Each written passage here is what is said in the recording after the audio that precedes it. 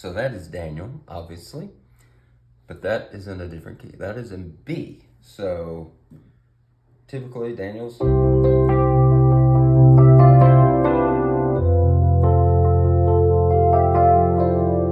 So that's typically in C. And the reason I wanted to do this video is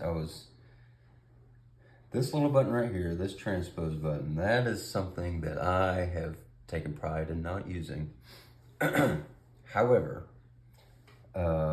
I think it was about a year and a half ago or something like that, I did a little concert with somebody else and just did, I think it was 4 or 5 songs, something like that.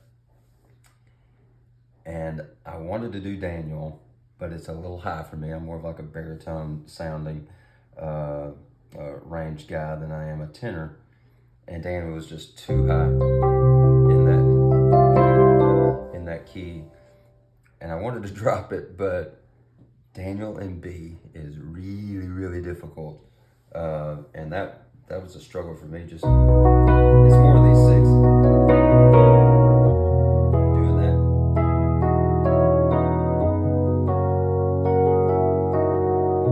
It's just this, and this key is just not easy, and it's pretty fast. At least those little runs are. But what I wanted to let you know is that may be the first time I've used it in a live setting.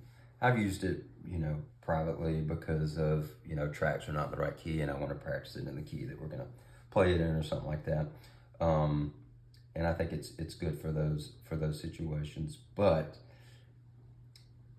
the importance of learning songs in different keys is so important, especially if you're like me and you sing and maybe you're not quite as high as the singers are. If you're a male singer and the male singer that you're singing like is just a little bit too high for you, being able to play those songs in different keys and get it down to a comfortable key for you without having to rely on that transpose button is so beneficial, and it's so beneficial for your piano playing.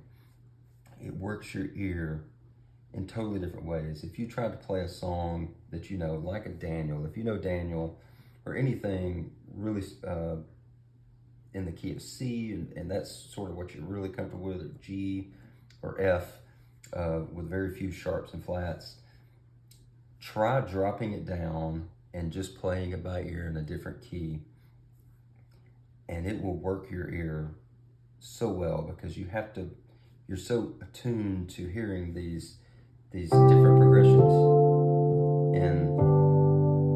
in that key, and it forces you to think of, well, this is a 5th, this is a 4th, this is a minor 2, and it forces your brain to recognize what a 1 is, what a 2 is, what a 5 is, what a 4 is, and some of these secondary dominants, minor 6.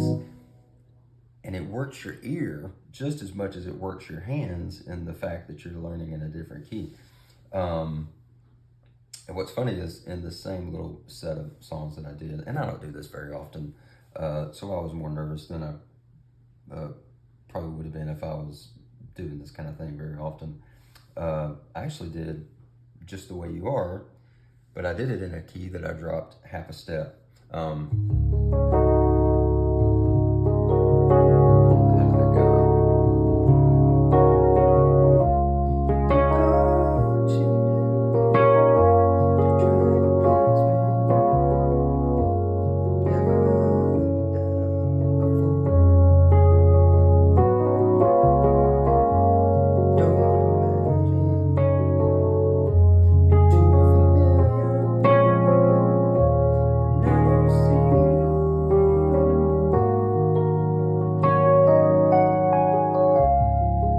That's normally in D.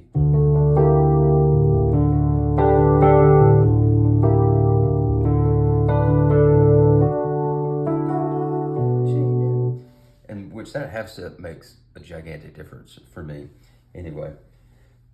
But learning to play songs in different keys, and I'm going to do some videos on how to really practice learning in different keys, because for a lot of us, seems like a very daunting task to do that, and it is to an extent. But there's ways to do it to make it easier.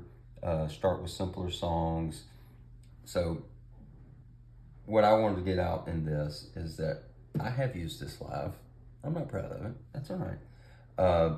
But if you have and have been relying on that to challenge you to change the song you know the most, whatever it is you are super comfortable with, you can play it in your sleep, backwards and forwards. Go down a half step or up a half step from that key, because it's a little bit easier to do that when you're dealing with half steps, because you can immediately go to, okay, this is what I normally play and I'm just going down, or this is what I normally play and I'm just going up a half step. It's a lot easier to transpose one half step below or one half step above, because you can go back to what you're used to really easily and use that as a reference.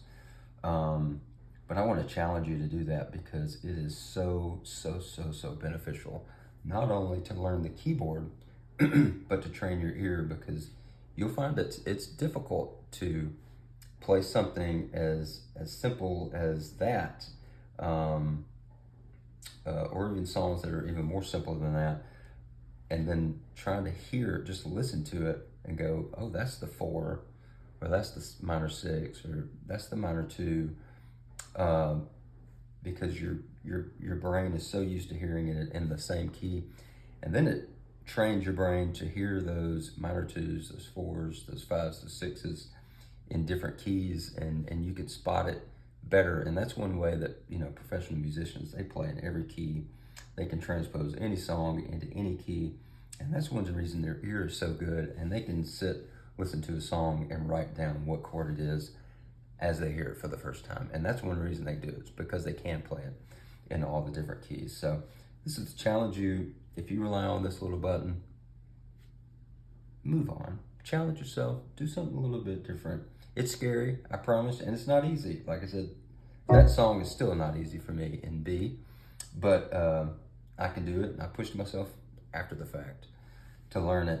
But just to encourage you to move on from using that button all the time, and to take the most simple song that you know that's really well known to you, and just go up or down a half step and learn that song, and start with just the chords. Just don't learn all the little licks, because the licks are the hardest part typically to relearn. Just learn the chord structure in that new song and build it from there. Move on from there. Anyway, a little bit of encouragement to not use that as a crutch all the time, and to actually learn all your songs in all the keys, if you have time to do that, and to just push yourself to get better every day. Have a good one.